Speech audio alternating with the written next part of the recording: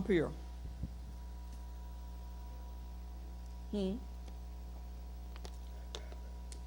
How did it become pure gold? What? It had to be what? Exactly. Exactly. It just didn't pop up pure gold. Gold has to be cooked down.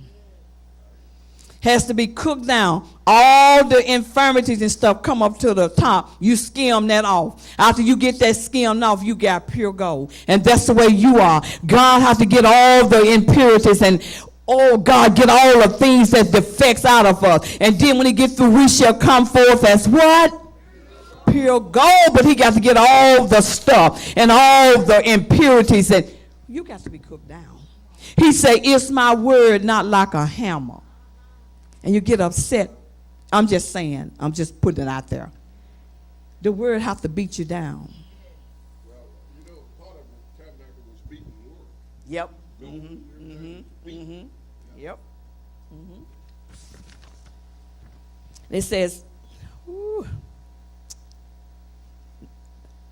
on one side was the table of showbread, and on the other side the golden candlestick, and against the giant curtain separating the holy of holies from the holy place was the altar for burning incense, resulting in a sweet smell. We're going to deal with that. For those of you that's never smelled the Holy Ghost, you don't know what you got. The Holy Ghost has a sweet. Look, when you sing that song, that's a sweet. Yeah, it has a sweet aroma.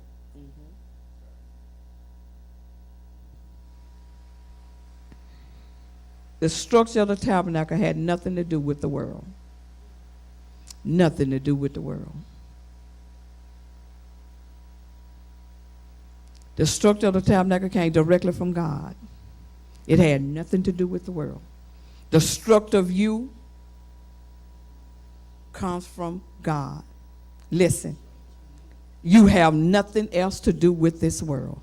You have nothing else to do with this world. Just like this tabernacle structure, it came from God.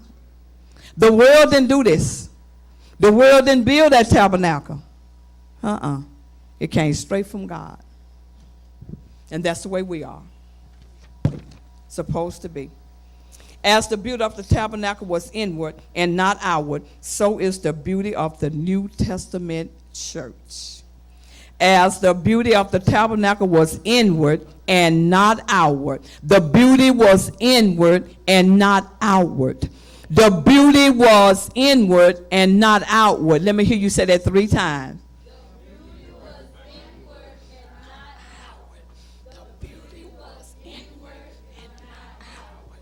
The beauty was inward and not outward. You focuses on the wrong thing.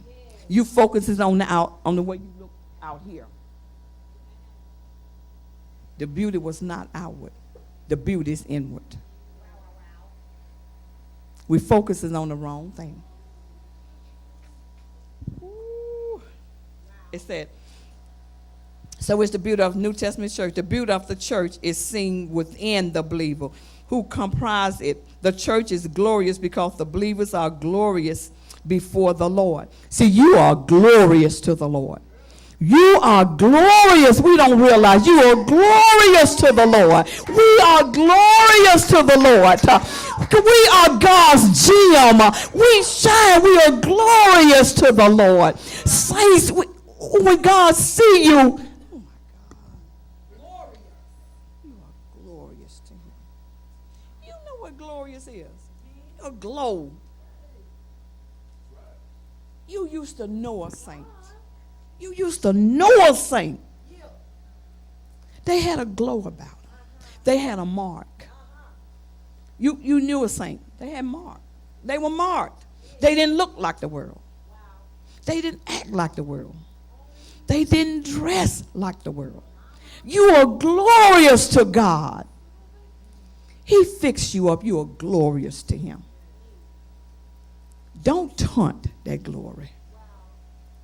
Don't mess that beauty up.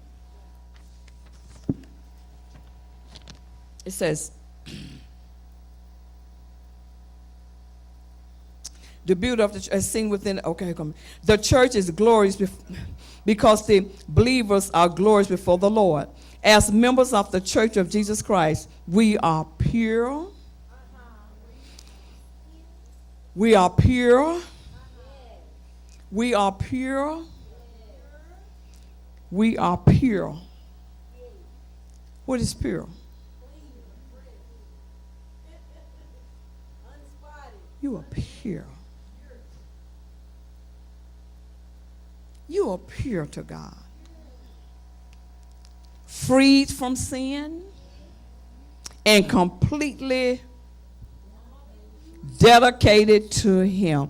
Completely dedicated to Him. Sold out to the Lord. You are dedicated to Him. Honey, when you are glorious to God. You are His gem. If you are completely sold out. I don't care what that world throw at you, you are sold out. I don't care how they come in there dressing with they looking all. You should not desire to look like that. You should not desire to look like that. They come in there slim and trim, splits all up here and made up and all this out. And, ooh, there you go, looking, dripping. Oh, my God. And want to look like that. Want to look like that. Be sold out, children. Go to school and be happy. You don't have to look like them. Love what God have done for you. You are His gem. You are precious. You are precious. But when you turn yourself with this world, guess what?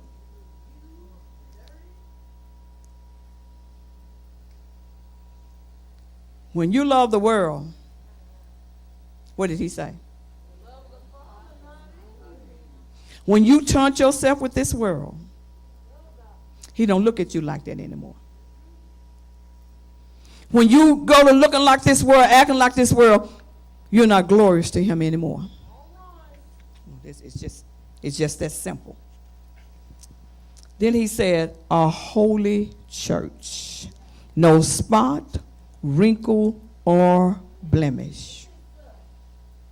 He finna tell us something right here. We were all sinners at one time, but our merciful God has provided the means for our cleansing. Now, He provided the means. We were all nasty. We were sinners. He said, when I found you, you were wallowing in your own blood. I cut your navel cord. I cleaned you up. He cleaned the blood away from us. He cleaned us up. When He found us, we was nasty. We was wallowing in our own filth. He cleaned us up. Now, listen at this. It said, we can now be received by Him as members of His family, but He expects us to be pure and holy without spot, wrinkle, or blemish. You think that He's just saying something. Just like in that tabernacle structure, He had to put that furniture exactly where God said it. He had to arrange it exactly the way God said it, or it wouldn't have been right. When they traveled in the wilderness, they had to travel in the form of a cross. When the cloud moved, they had to get up and go. I don't care what time it was. I don't care how tired they were. They had to do it. Let me tell you something. God's church has to be without spot, blemish. Do you remember when God told him, He said, don't bring me your sick sacrifice. He said, give it to your governor. Don't bring it to me. Don't bring God nothing sick. Don't bring God nothing with blemishes and things in it. God ain't playing. We are. He wants you pure before him. And listen to what this book is getting ready to say.